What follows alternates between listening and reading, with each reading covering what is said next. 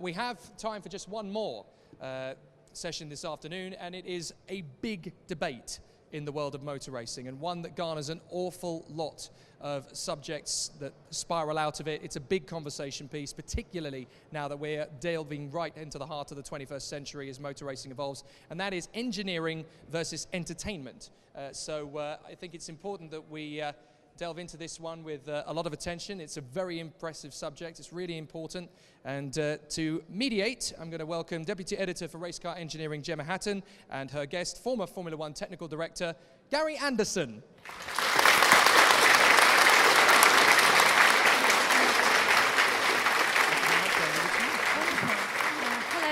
Welcome to the final session of today's conference, and as has just been said, we'll be discussing engineering versus entertainment.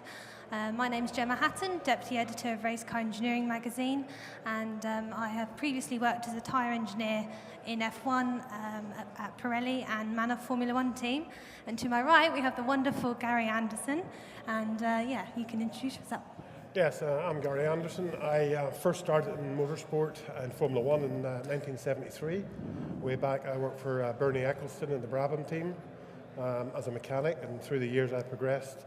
In those days you could do it. I got myself to the point of being involved in development and design.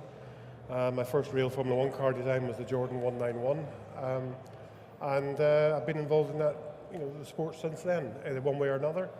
I retired from being active with Formula One, and I now do website and magazine stuff for Autosport, autosport.com. So yeah, it's still a very interesting subject. Changed a lot since 1973, but still a very interesting thing. And I think, obviously, I've been involved in Formula One the last 5 years. You've been involved a lot longer. If you could give a bit more of an insight into the world back in your day, excuse the expression. Well, hopefully it still is my day, but yeah, it's changed dramatically. I mean, in 1973, when a Formula One team, a potentially successful Formula One team, went off to a Grand Prix, there was normally about 8 people, 2 cars, 2 drivers. The team owner might show up most times, and maybe the designer, Gordon Murray at that time, would come. But it was a very small group of people, and the teams all helped each other. We used Hewland gearboxes, we used Cosworth DFE engines. If you needed a gear ratio you didn't have, you go next door and borrow one. So it's changed quite dramatically. I remember going to Nürburgring in 1973, I think it was 73 or 74, and I was running, I was working on Wilson Fittipaldi's car. It's a Nürburgring, it's the big circuit, 14 miles or whatever it was. The number 1 mechanic broke his ankle and couldn't come, so I ended up looking after the car on my own. We finished 5th in the Grand Prix, and I went off and had my first glass of Riesling. So it was, it's a very different thing now. But I've gone through the years, been involved in it. I've tried to improve my understanding of it, but I'm still from the old school. I'm still from the gut feel school, I suppose you might call it, where things have to make sense to me, not just because it's the end result on a spreadsheet. It's because I can feel the way a certain development's taking me as far as the car's performance is concerned. It's a bit like I suppose it's a bit like a driver. You feel the car through the seat of your pants. From an engineering point of view, from my point of view, I like to feel the car through my gut, that I know that the direction I'm taking will be something that you can apply as far as a driver's concerned into making it go faster. And I think that's what's interesting, because you've come through the mechanic route and I have done my engineering degree, and we've sort of arrived, obviously your career is a lot longer than mine and more successful, but we sort of both arrive at engineering trackside at different eras. Yeah. But like you say, you rely quite a lot on the gut feel, and obviously my nature is to go to that spreadsheet, because that's how I've been trained through my engineering degree. So in terms of the differences from now compared to when you first started in racing, the scale of the teams now is just huge, and they've got hundreds of people back at base analysing every bit of data. Obviously, for me, I go, yes, data is fantastic, but like you say, if it doesn't relate to that gut feel that you have at the track, it really doesn't matter. No, but it's vitally important. If you're going to take the car to a different level, you've got to have the data, you've got to have the understanding of what your car is doing now. It's a bit like baking a cake or making a cup of coffee or anything, you know. If you taste the coffee and it needs some sugar in it, well, do you put 2 spoonfuls in or do you put half a spoonful in? You can't go back from 2 spoonfuls, but you can keep going with half a spoonful. So you drive it from data, you drive it from feel. And back in the old days, you know, I designed the cars for Jordan in 1974. I was Rubens Barricalla's engineer as well. And, you know, Rubens was very good because he would do his little run, 2 or 3 laps, whatever it be, and then on the way in, he'd be telling me what the car was doing. And I felt inadequate if I didn't have a solution to his problems by the time the wheels stopped turning of his car in the garage.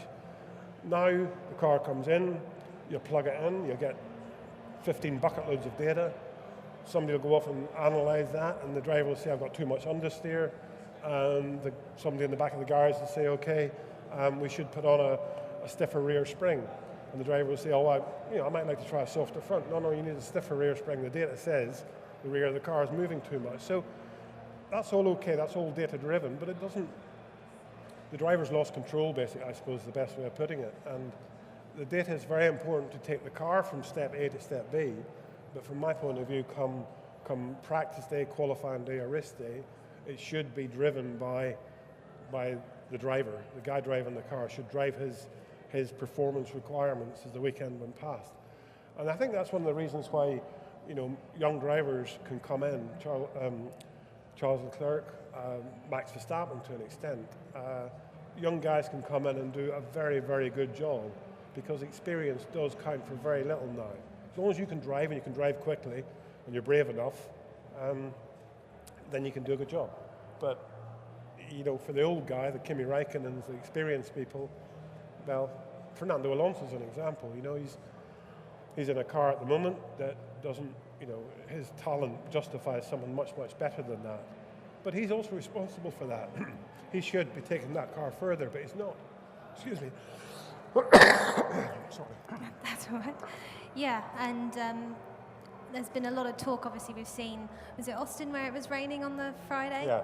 And arguably the race was a lot more exciting. So from an engineer's point of view at Manor, obviously it's a little bit different because I was the only tyre engineer, whereas bigger teams would have armies of tyre engineers, about 10 or 20 people back at base, analysing that data. And the Friday is always the longest day for the trackside engineers, regardless of what their role is, because that's where you harness all of the data, you analyse it, you get the driver's feedback. It's a very lengthy, long process to try and get the optimum setup for qualifying. And obviously in Austin, when the engineers didn't have that data because the cars weren't on track, it actually created quite a good race because people didn't know the expected degradation of the tyres or the different compounds or the deltas and all that sort of thing. Yes, it does, and you know, as you say, all this running is simulating what will happen in the race. So if you're well prepared, have all that data, there is no reason why the driver, who normally is the fastest in the fastest car, sitting in pole position, doesn't go on and disappear into the distance. And whenever you get a little bit of a roadblock, like no running on the Friday, it does open opportunity. And you know, I pushed quite hard in the last little while in some of my articles that I'm doing about not giving the teams access to the data until the checkered flag falls. In other words, store it all up, put it in your black box, through the telemetry, get your normal reliability data, so that you know you've got tyre pressures, let's say, in case you get a puncture, you've got oils and fuel pressures and whatever. But the car performance data, store that away. Sunday night when the checkered flag falls, get that data, you can analyse it, it allows you to understand the car, improve the car's performance. But during the race weekend, let's get it a little bit more random. Let's make the driver a bigger part of it. Let's make gut feel engineering a bigger part of it.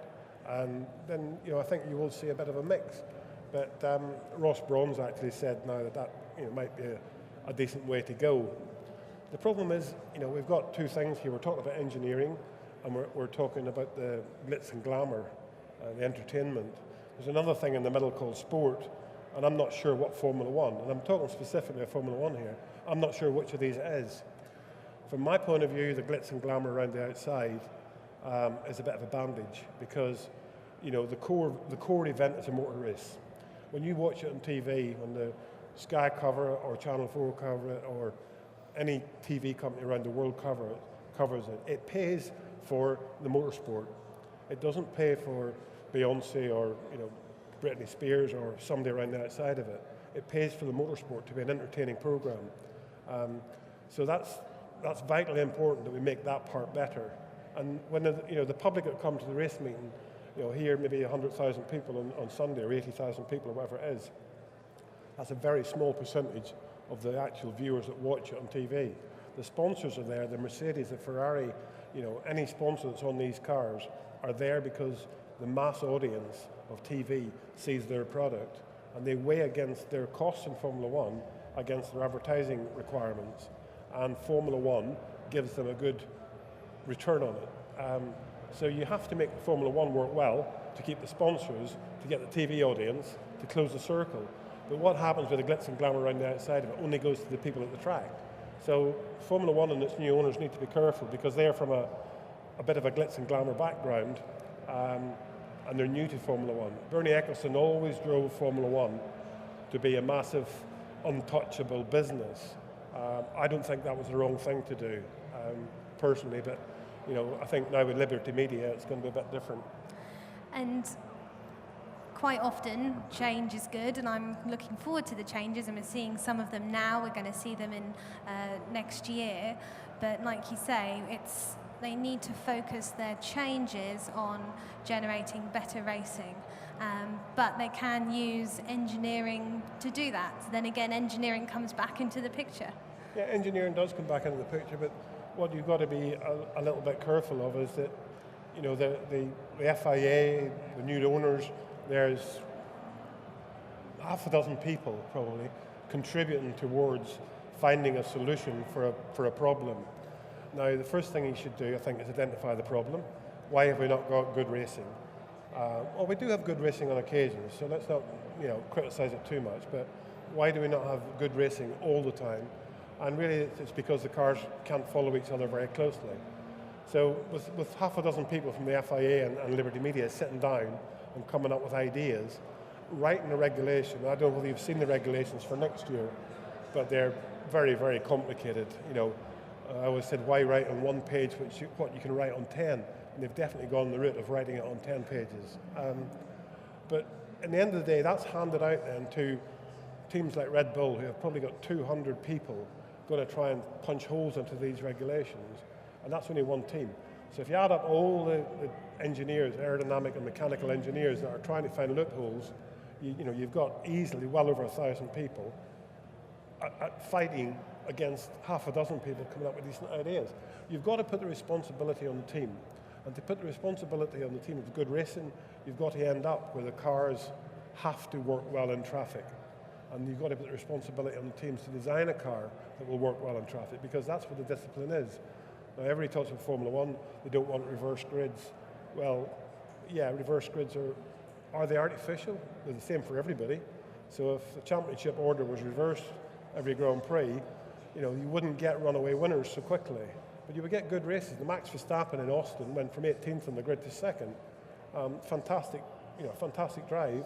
Okay, when he started, he was passing slower cars, so suddenly, it was easy to get to 10th probably. But then from 10th onwards, it became a bit tougher. And if you had the reverse grid, you'd have Lewis Hamilton and Sebastian Vettel sitting side by side, as they are at the front, but they would have to pass cars to get to the front to score the big points. But the thing with that is it would force teams to design cars that would allow the driver to get his performance out of it. And any race that a driver has always started at the back. I'm sure Max Verstappen, for example, rates his drive in Austin from 18th to 2nd probably better than winning Mexico, where he won from the front, didn't get touched at all, because he had to do a lot of stuff on the way there. He had to pass those cars, and when you're passing those cars on the way through, you're not getting the blue flag wave to allow you through. You have to pass them. That's your next position ahead of you. So he had to do the job, and he did a fantastic job doing it, and we all appreciated it, and we all saw it. And funnily enough, for some reason, the TV director goes to those overtakes. Now that says something, doesn't it? He thinks that's what people want to see. So if he goes there, then that's what Formula One needs to recognise as the problem. It probably never showed, Lewis Hamilton will be taken off at the front of a race sometime, disappearing into the distance, never getting headed. And he might get, 5 minutes of TV time over an hour-and-a-half race. That's not what Mercedes want to see. Mercedes want to see their cars. So I think at the end of the day, they would welcome competition. It'll be tougher, it'll be harder, but I think it will make more complete drivers because they have to pass people as opposed to just driving a fast car quickly. And it's actually the failure of the engineering or the unreliability of the power units that has led to those penalties that have put them back at the back of the grid. And in Sebastian Vettel's case, driver error, spinning a couple of times, again making sure that he then has to work his way up the field, which generates exciting racing for us, like you say. Yeah, well, we call it mistakes. I mean, the engine failures or whatever, that's a mistake either in design or engineering or assembly or build or usage or whatever. Same as Sebastian Vettel, it's a mistake that he has got into some of the consequences that he's got into, but they're there. If you take Lewis Hamilton at the moment, he is, a very, very talented racing driver, but he does make very few mistakes. And that's the thing, all those points count, they all add up. If you could take Sebastian Vettel's mistakes and sort of come up with an analysis of where he might have finished if he hadn't made that mistake, we'd still be fighting the championship now. So you cannot afford to make mistakes, even if you're building engines back in Blissworth or wherever it is. You have to do your job correctly, and that's as a driver. But really, I think we all want to look at Formula One, and we all want to have a little bit of a hero, and that hero has to be the bloke pedaling the car, because he's the human element in there. The rest is just a mechanical package around it, very well, very sophisticated, very expensive, highly engineered part of it. But I think, from my point of view, the engineering would not make Formula One a spectacle. The glitz and glamour around the outside of it will not make Formula One a spectacle, but having good, straightforward battles that you can turn on TV and see half a dozen cars immediately having a bit of a duck and a dive. You don't want just constant overtaking, like DRS gives you. I think that's artificial. But and we talk about artificial in motorsport. DRS is as artificial as anything else.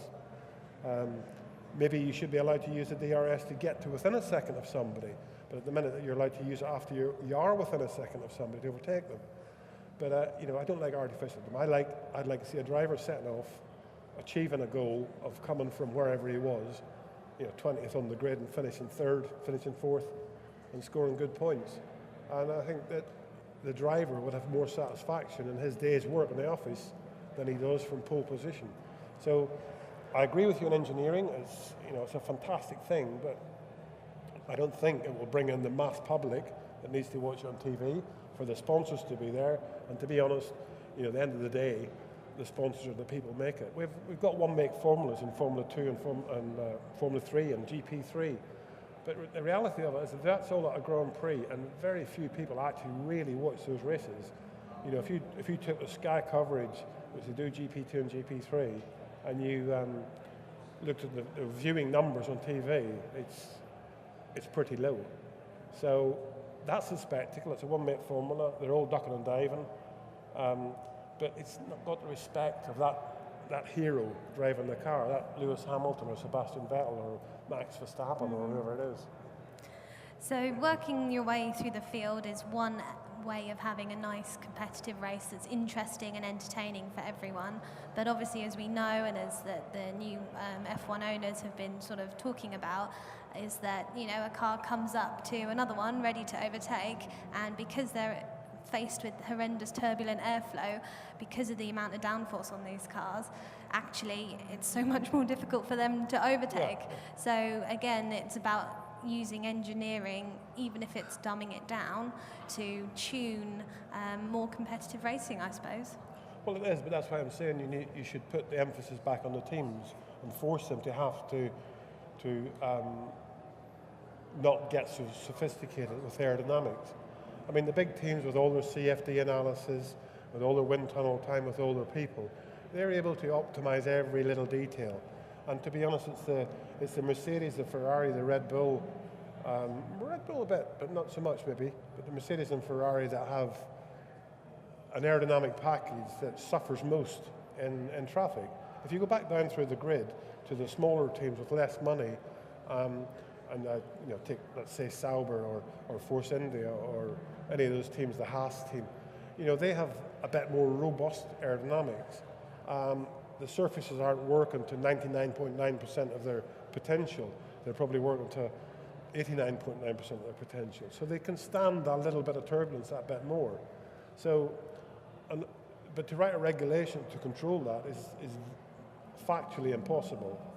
So you need to put the emphasis on all these tens, hundreds and thousands of people that teams have designing and researching the cars, to put the emphasis on them that these cars will be working in a turbulent atmosphere much more than in clean, open tracks. And one way of achieving that and using the team's resources, and a suggestion that I've spoken to a couple of F1 aerodynamicists, is that the FIA specifies a distance downstream of the car in the wake and says, at this point, at this distance, these are the airflow characteristics, these are the turbulence factors, these are all the parameters that they need to meet. Therefore, you have a team of engineers who are designing the car. They can do whatever they want, but at this point of the airflow, they have to meet this criteria, which would be written so that actually you can promote overtaking. Now, how that is from an engineering point of view, I'm sure is a challenge, but it's a different way of going about these aerodynamic rules. It is a different way. Someone suggested that a while back to me, but from if you're trying to design an efficient aerodynamic package, you want the airflow behind the car to get to free stream pressure as quickly as possible. Because everything you're doing behind the car that's helping affect your car, you're tugging that along with you. And that's why a car behind will get a tow, because it's being tugged along by the car in front. But it's also making you go slower. It's not just the fact that's what they call drag. It's the stuff behind the car that's causing a significant percentage of the drag. I mean, the wheels and tyres went wider, and the tyres went from something like 35% of the drag of the car to 43% of the drag of the car. That's just because it's bigger, it's wider, the car is wider. So all of your design of the car to get it efficient is to try to manage that wake behind the car. You're not trying to create a wake that's bad for the car behind, because it's bad for you as well. So you do try to tidy that up as much as possible. So having a rake, 2 car lengths behind the car or something on a CFD analysis, yes, you could look at that. What you do with it, then I'm not quite sure. How you manage that, I'm not quite sure. And as I say, I keep on harping back to the fact, force the teams to design cars that will work in traffic, because there is no blue flags. You have to pass the people. You start not at the front necessarily. You have a system that means you don't start the fastest car in pole position, and allow the teams and the massive engineering that you're talking about to come up with a concept that will allow that to happen. Because like you say, it's a huge challenge for those few minds at the FIA who have to try and beat thousands of qualified engineers. Yeah. And yet they're the ones who get criticised a lot for having regulations that don't work. So it's, a huge challenge for them. But the thing as well is the teams don't want change. The teams are their own worst enemy. They stand in the way of it. I did it whenever I was involved. You didn't want to see change. We were slightly different because I was involved with it through the 90s when Ayrton Senna got killed in Imola in 1994. And at that point in time, both Max Mosley, who was the head of the FIA, and Bernie Ecclestone, who was the head of FOM, clubbed together to make sure that Formula One moved forward as far as safety criteria was concerned.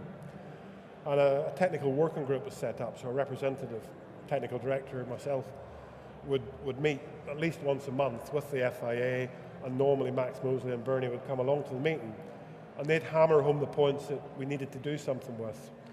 They might have been right, they might have been wrong, it didn't really matter. They believed in them.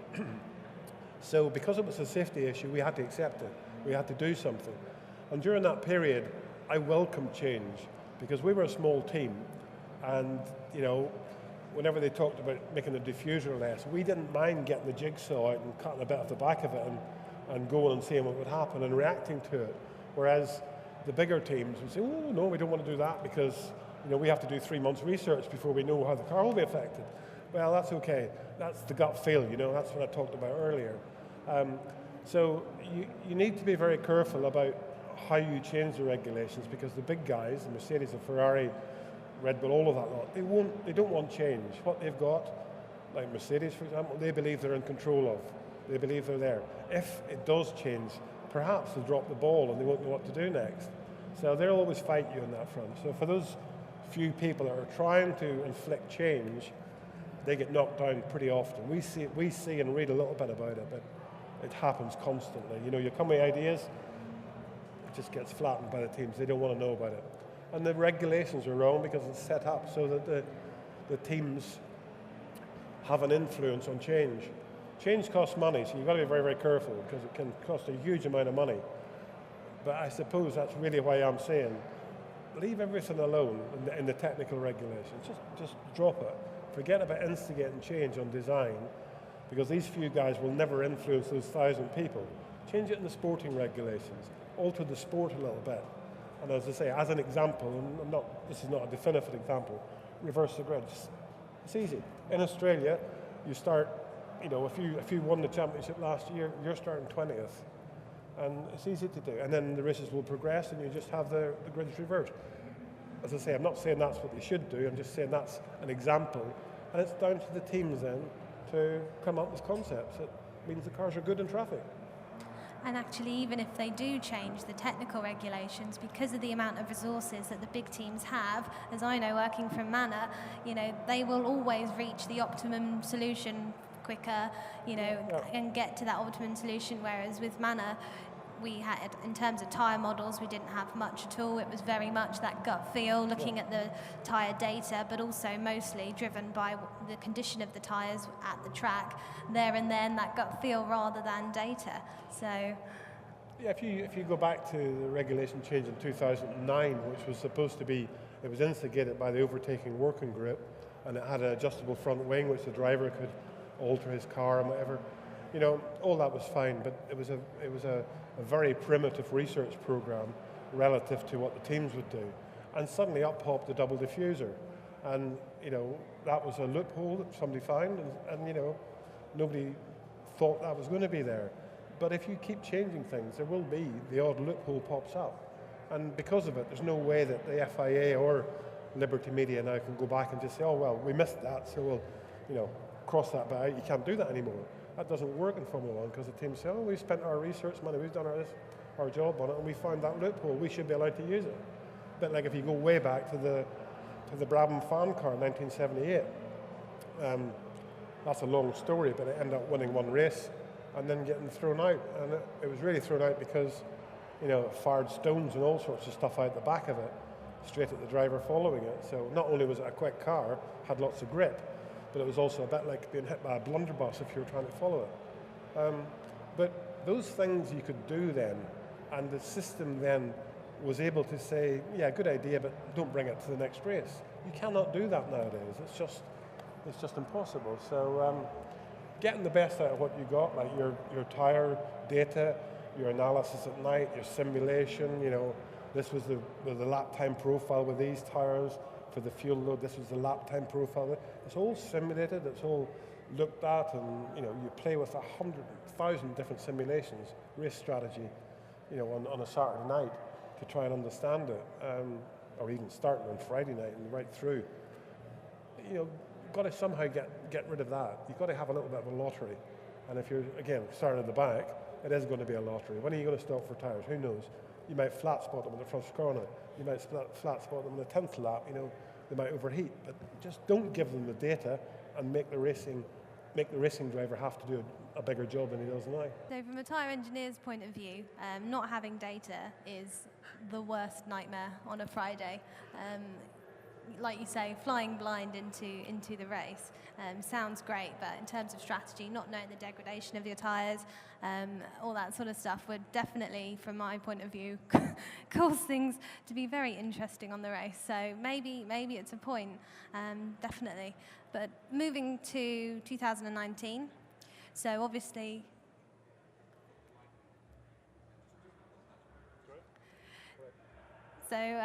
moving forwards to 2019 is the first sort of taster we're going to get of the new owners in terms of the new regulations. Again, it's been called sort of dumbing down the aerodynamics. It's getting rid of brake ducts, having a lot less complicated front wings. And again, we've talked a lot about aero, and it's the key message I feel that's coming from, you know, the likes of Ross Brawn and Pat Simmons saying, you know, we need to sort out this issue of overtaking. And what are your opinions on that? It's more your gut feel thing, do you think? Well, no, it's not my gut feel. I mean, the regulation changes, I've tried to understand them as best possible. And they're trying to reduce this outwash, they call it, from the front wing end plates and from the bars board area. The car will still create a turbulent wake behind it because it's just a cross-section of the back of the car that does a lot of it. But the changes that they're making to the following car, I believe, will allow the following car not to lose so much downforce. So I think they're a positive direction, but it's going to be a tiny percentage in the overall picture, because whenever you take the teams and the amount of extra research that I've done for next year to improve the performance against the amount of work they've done to replace the performance that the new regulations are instigating, then, you know, the two will probably balance themselves out. So personally, I don't see a big change in it. I see it being, on occasions, all right, better, but in general, not a big change. And we've got that now. We get good races and we get bad races. It's not necessarily because of the circuit. It's just because of how the thing unfolds. You know, and again, as I say, it's due to somebody starting out a position that normally gives you a good race. Which has happened quite a lot this season, Yeah. which is why it's been you know, more interesting than most. And then moving to 2021, we've got all sorts of ideas. I don't know if I'm sure you've seen the concept car images. And going back to the glitz and glamour comment, I can't help but feel that that's sort of their main focus. Main focus, yes. You know, it's a difficult fine line. Should a car look pretty? I don't see any reason why it shouldn't, but for the engineers working on it and the aerodynamists, if they can get a return from making something ugly, then they'll make something ugly. So again, defining regulations, it means you have to have a pretty car, or a, you know, aesthetically pleasing car, let's say, is impossible. So, you know, the concept cars that we've seen, it's impossible to write a regulation to say, if your car doesn't look like this, you can't race, because you have to write, it has to be numbers, it has to be something. So how do you take that from the pictures we've seen and apply it to a set of technical regulations that these 1,000 or 1,200 people aren't going to drill holes in constantly? You know, nobody sort of looked at the regulations. We had this step nose thing, you know, it was horrible. But it was because it performed better. You know, McLaren built a car that year that didn't have that step nose. They had a lower monocoque and so on and so forth. And they themselves at the beginning of the year said, oh, we think our package is better. But by the time we got to Monaco, they're testing artificial parts on top of the monocoque to make sure the driver could see, because they were going to build next year's one with a high monocoque. So, difficult. And interestingly, I thought that the vision for 2021 looked very similar to Season 5 Formula E, which is another whole can of worms in terms of a completely different approach to creating entertaining racing, or an entertainment platform around the racing. Yeah, Formula E is a difficult thing to sort of, I'm sure there's lots of supporters here of it, but I'm not a big one of it, but I think it takes motorsport to the people. And it's actually landed at the right time, because it means that the local councils, governments, or we like to call it, want to be seen to be green.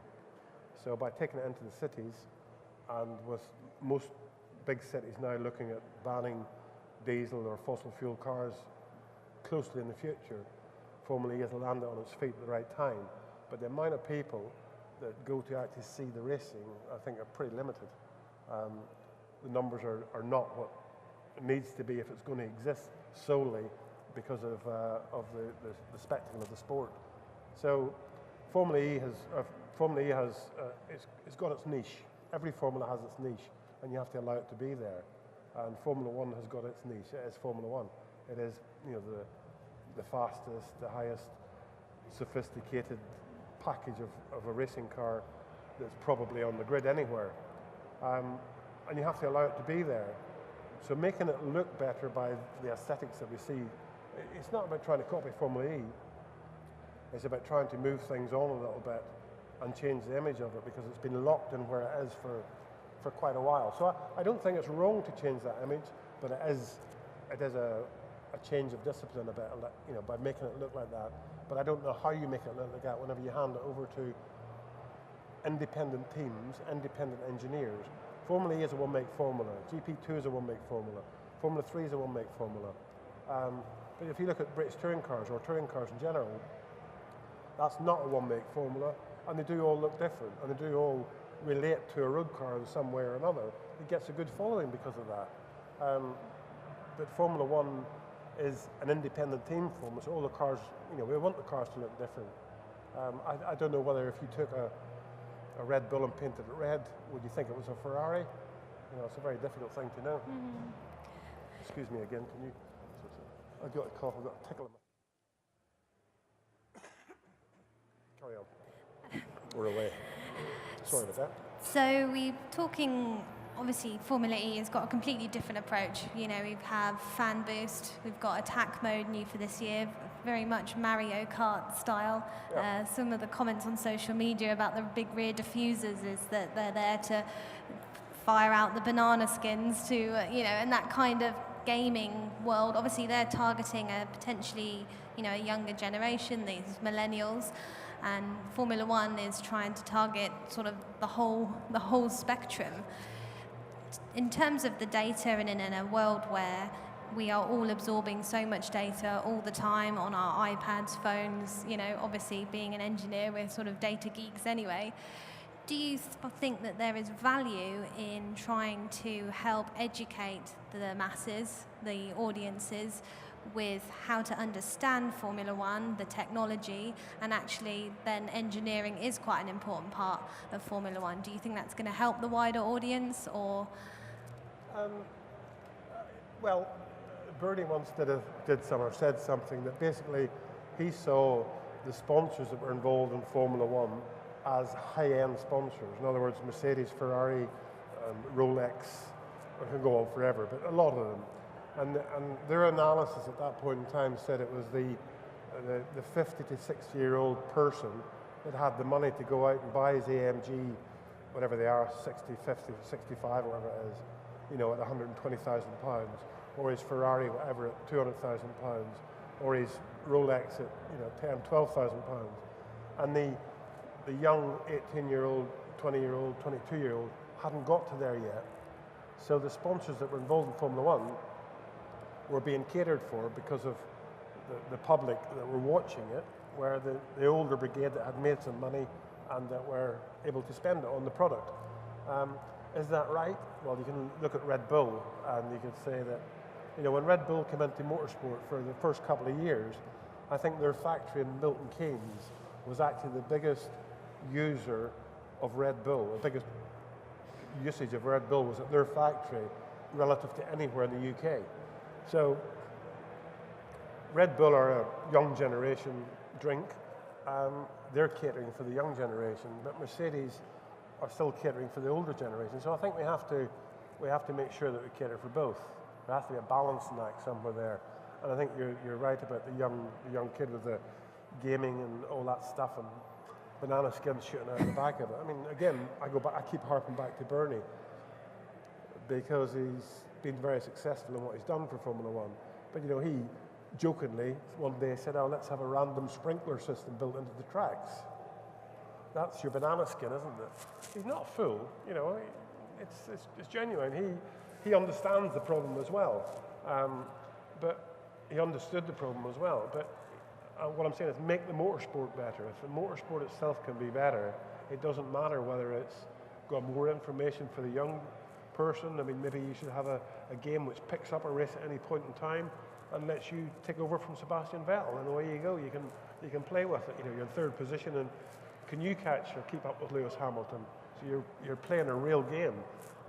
There's lots of ways, but I think you have to cater for both old and young. I'm old, you're young.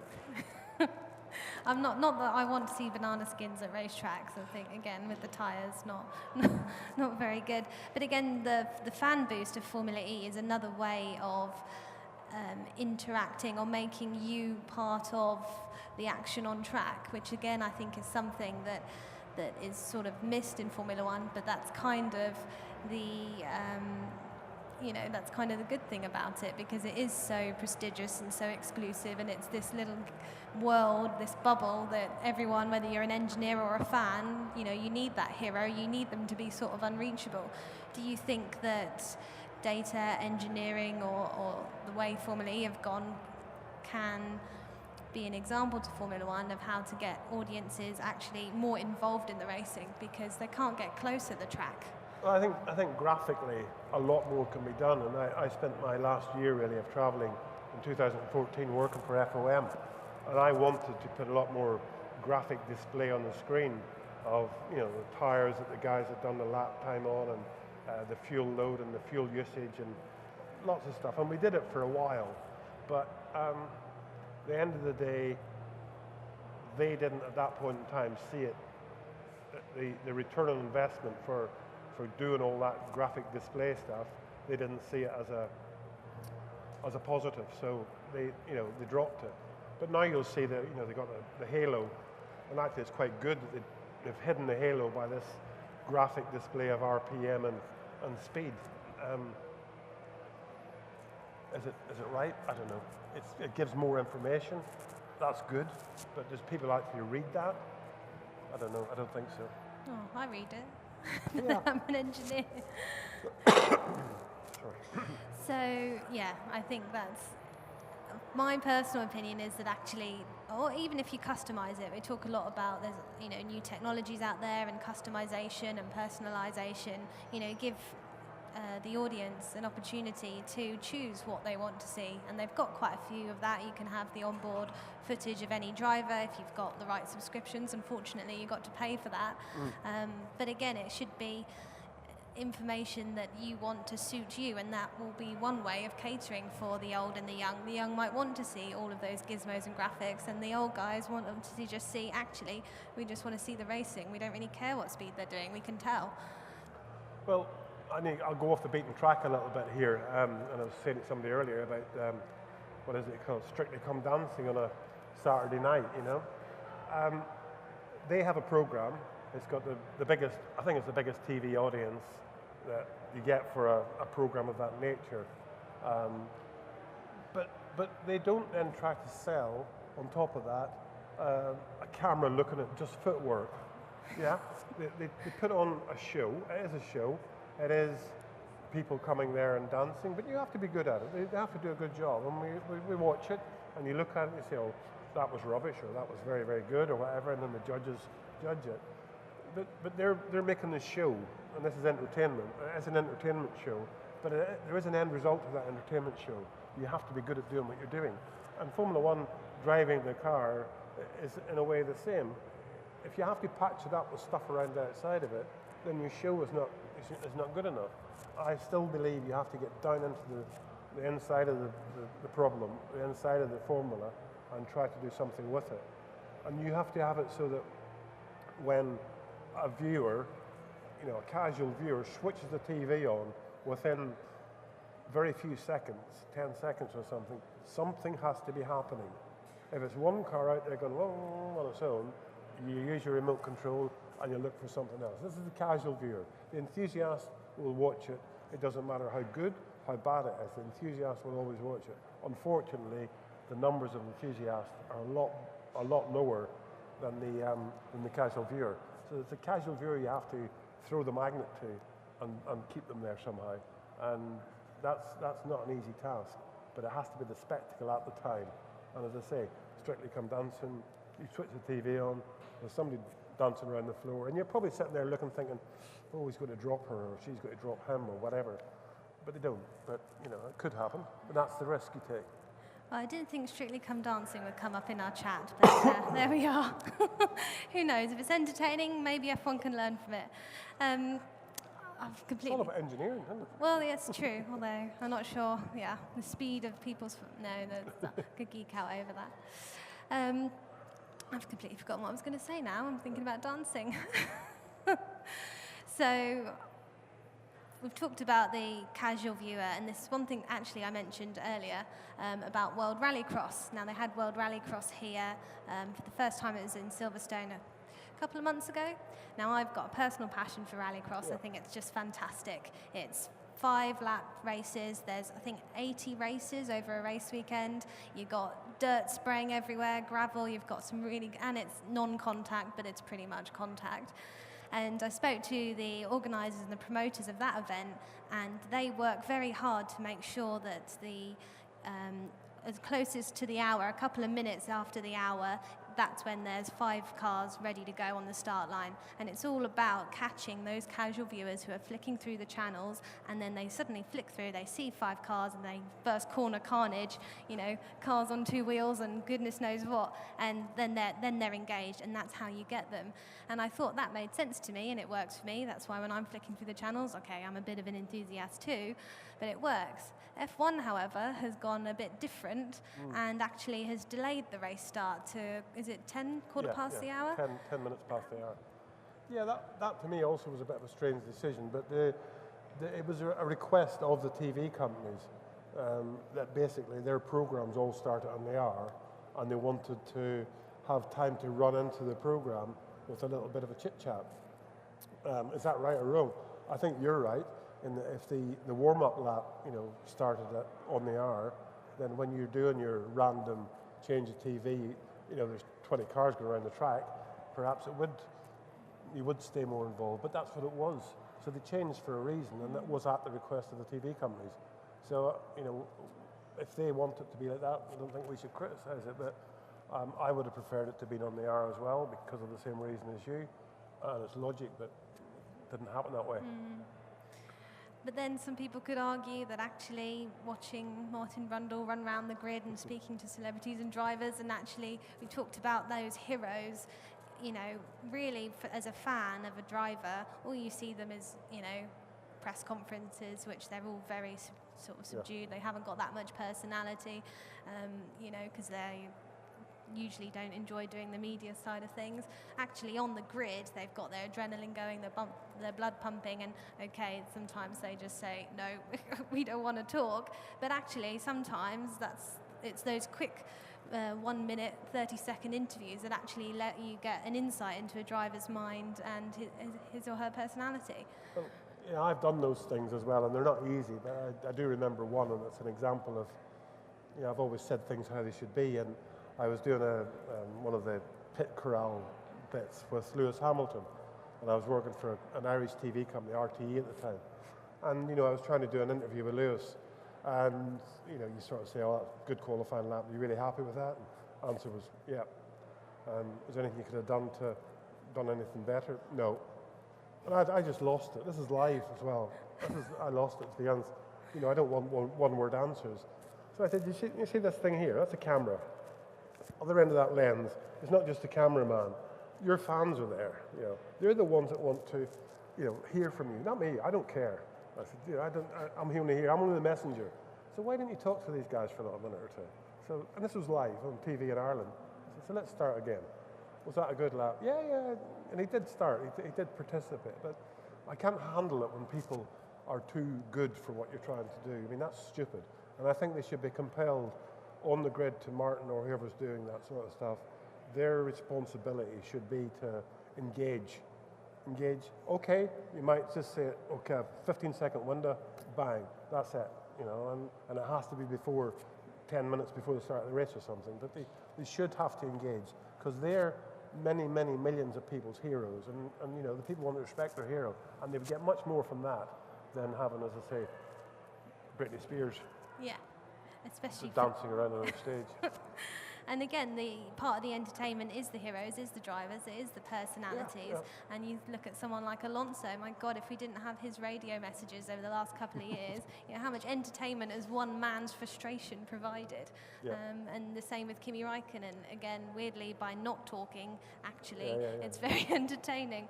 So, like you say, again, we need... you need a platform for them to be able to express their thoughts and opinions without getting criticised and crucified by the media, because obviously the moment they point towards a car faulty, the media need to be a little bit careful as well and make sure they ask the right questions. I think David Coulthard asked and Sebastian Vettel in Mexico, Mexico, where did you lose the championship at? Just as they got out of the car after the race, I think that was a bit near the mark. So, you have to be a little bit sympathetic to the situation at that point in time. But the drivers should be compelled to have X time of engagement with the interviewee at whatever, qualifying, racing, on the grid, whatever. That should be part of their responsibility of being a racing driver. And going back to the days where 8 people ran a Formula One team, I mean, the personalities of the drivers, I'm assuming that, they're infamous, aren't they? It was different. I don't think I want to go there, really. What's happened away at the racetrack should stay at the racetrack. Okay, I see. So we've talked a lot about the engineering side and the entertainment side. I still of the opinion that if people understand the sport more, and if there are ways in which we can explain the sport more, simplified ways, then we can, which you spent your career doing, it will hopefully encourage, not only retain the enthusiasts, but encourage the casual viewers as well. But I think engineering in terms of the actual design of the race cars needs to be a careful balance between, designing the fastest cars in the world that are promoting the technologies and developing the technologies that the manufacturers want, but also creating racing where we haven't got, Mercedes running off into the distance as well. Yes, it's the balancing act between, as I say, engineering, because that's your challenge, that was my challenge, sport and entertainment, and the balancing act is a very, very difficult thing. I hope that it can be kept somewhere along the line that it is a sport and the sportsmen are actually doing the job. Entertainment, glitz and glamour, I'm not a great fan of, and the engineering side has to back up the sport, because the engineer needs to make the cars so the sportsmen, the drivers in the car can actually do their job. But we'll see, time will tell. And hopefully 2021 will be the revolution that we need in Formula One to get our fan base up and our audience up. Yeah, well, it's going to be a change of some sort, but it seems to be getting diluted as every day goes past, unfortunately. But we'll have to wait and see what the end result is. But I think I think our time's just about up now, so yes, I think our little chit chat and Strictly Come Dancing's coming on soon. So there we are. There's our ramblings for an hour. Hopefully you found it interesting. And yes, thank you very much for coming. Yep, thank you very much.